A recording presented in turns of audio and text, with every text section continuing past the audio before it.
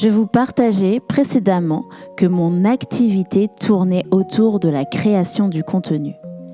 Mais que pour moi, le contenu n'est pas une fin en soi, c'est un moyen d'équiper, d'encourager, de faire grandir.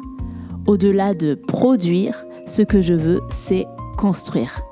Mais la question, c'est qu'est-ce que je crée exactement ? Mon activité a plusieurs facettes et c'est ce que je vais vous partager aujourd'hui. Au cœur de tout ce que je fais, il y a une conviction. Mettre mes compétences au service des autres. Nos talents, qu'ils soient liés à l'organisation, à l'enseignement ou à toute autre chose, ne sont pas juste là pour nous. Je crois que ce sont des outils que Dieu nous a confiés pour servir et bâtir. Et pour moi, le premier domaine où cela s'est imposé, c'est la famille. Servir dans mon foyer, évidemment, mais également le partager à d'autres. Les enfants et les adultes qui les accompagnent. L'idée, c'était de semer des graines avec la foi qu'elles pousseront et qu'elles porteront du fruit.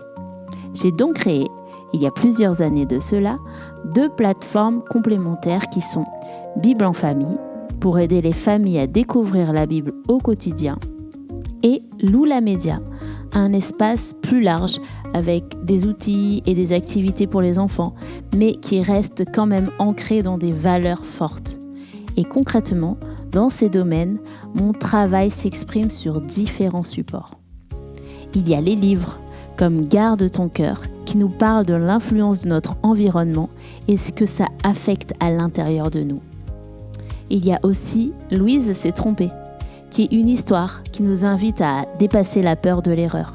Et puis, il y a aussi des outils concrets au quotidien, des cahiers de coloriage, des plans de lecture ou encore des supports pour que les enfants puissent s'exprimer par l'écriture ou par le dessin avec des carnets à remplir.